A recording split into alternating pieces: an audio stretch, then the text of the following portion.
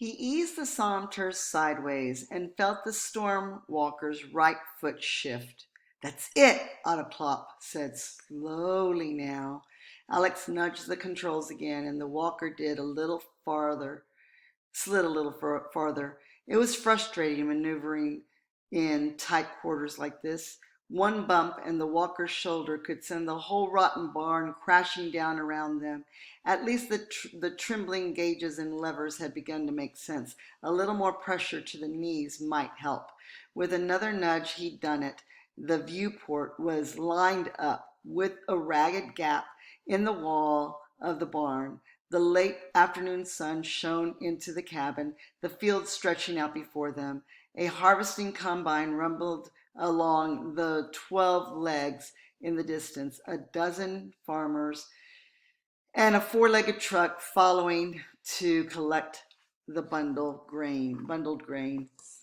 Count Volger put a hand to Alec's shoulder. "Wait till they're out of sight."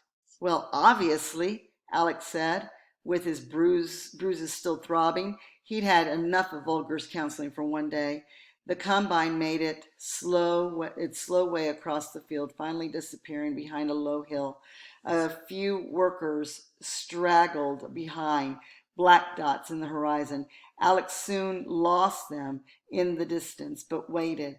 Finally, Bauer's voice crackled on the intercom. "That's the last one gone, sir."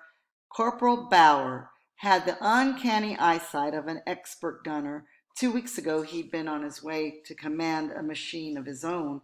Master Huffman had the Harpsburg Guard's best engineer.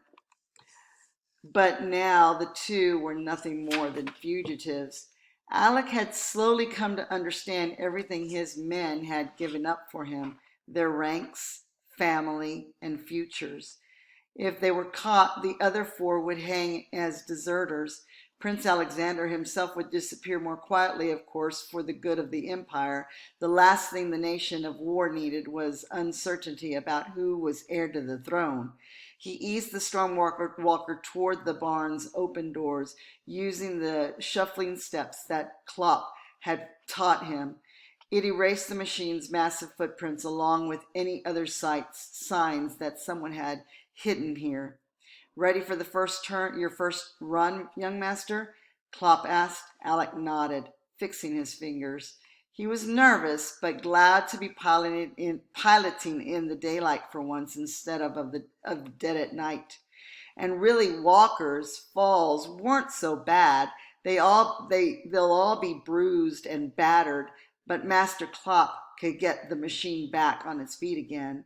As the engines pulsed faster, the smell of their exhaust mixed with dust and hay. Alec eased the machine forward, wood creaking as the walker pushed through the doors and out into the fresh air. "Smoothly done, young master," Klopp said.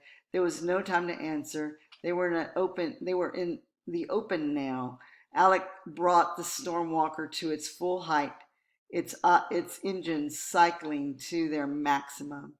He urged it forward, stretching the metal legs farther with every step.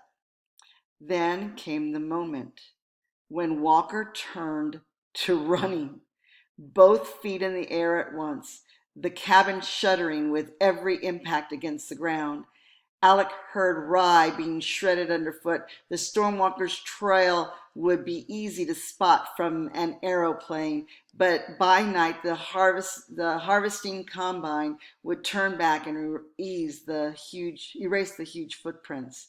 He kept his eye on the goal, stream bed covered with sheltering trees. This was the fastest he had ever traveled, faster than any horse, and even faster than the train to Berlin. Each 10-meter stride seemed to stretch out over endless seconds, graceful in the vast scale of the machine. The thundering pace felt glorious after long nights spent creeping through the forest. But as the stream bed approached, Alec wondered if the walker was moving too fast. How was he supposed to bring it to a halt? He eased back on the saunters a bit, and suddenly everything went wrong. The right foot planted too soon, and the machine began to tip forward. Alec brought the left leg down, and the walker's momentum carried it forward. He was forced to take another step like a careening drunk, unable to stop. "Young master," Otto began. "Take it," Alec shouted. Klopp seized the saunter and twisted the walker, stretching one leg out, tipping the whole craft back. The pilot's chair spun, and Vogler swung wildly from the hand straps overhead, but somehow Klopp stayed glued to the controls. The storm walker skidded out onward, one leg outstretched, its front foot ripping through soil and stalks of rye. Dust spilled into the cabin, and Alec glimpsed the storm bed hurling toward them. Gradually, the machine slowed, a last bit of momentum, lifting it upright, and then it was standing on two legs, hiding among the trees, into its huge feet soaked in the stream. Alec watched dust and torn rye swirl across the viewport. A moment later, his hands began to shake. "Well done, young master," Klopp said, clapping him on the back. "But I almost fell." "Of course you did," Klopp laughed. "Everyone falls the first time they try to run." "Everyone what?" "Everyone falls, but you did the right thing and let me take the controls in time." Vogler flicked sprigs of rye from his jacket. It seems that humility was the rather tiresome point of today's lesson, along with making sure we looked like proper commoners. Humility? Alec bunched his fist. You mean you knew I would fall?" "Of course," Klopp said. "As I said, everyone does at first. But you gave up the saunters in time. That's a lesson too." Alec scowled. Klopp was positively beaming at him, as if Alec had just mastered the somersault in a six-legged cutter. He wasn't sure whether to laugh or give the man a good thrashing. He settled for coughing some of the dust out of his lungs, then taking back the controls, the storm walkers responded normally. It seemed nothing more important than his pride had been damaged.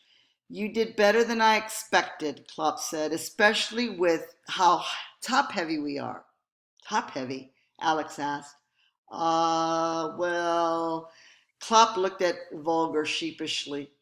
"I suppose not really." Count Vogler sighed. "Oh, go ahead, Klopp. If we're going to be teaching His Highness Walker acrobatics, I suppose it might help to show him the extra cargo." Klopp nodded, a wicked smile on his face. He pulled himself from the commander's seat and knelt by a small engine panel on the floor.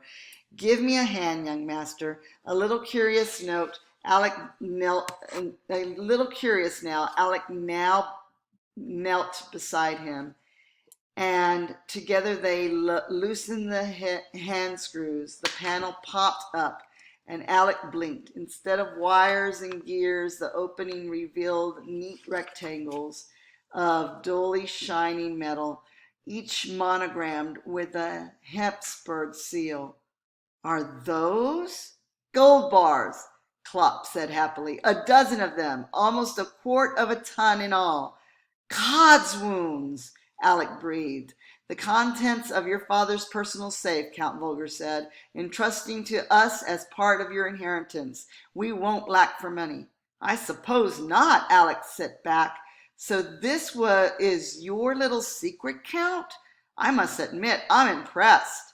"This is merely the afterthought," Vogler waved a hand at Klopp, and Klopp began to seal the panel back up. "The real secret is in Switzerland. A quarter ton of gold. An afterthought?" Alec looked up at the man. "Are you serious?" Count Vogler raised his eyebrows. "I am always serious. Shall we go?" Alec pulled himself up into the pilot's chair, wondering what other surprises the wildcat had in store for him. Alec stared them down, and stream-bedded toward Lanes, the nearest city with any mechanical industry. The walker desperately needed kerosene and parts, and with a dozen gold bars, they could buy the whole town if need be. The trick was not giving themselves away. A Cyclops stormwalker was a fairly conspicuous way to travel.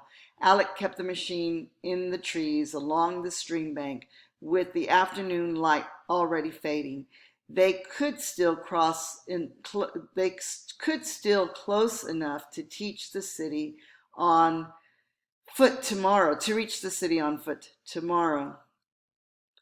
It was strange to think that in the morning, for the first time in 2 weeks, Alec was to see other people, not just these four men, but an entire town of commoners, none of whom would realize that a princess was walking among them.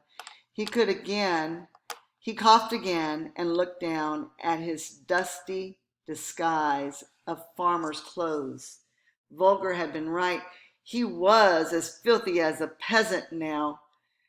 No one would think he was already anything special, certainly not a boy with a vast fortune of gold. Clop beside him was especially grubby, but still wore a pleasant smile on his face.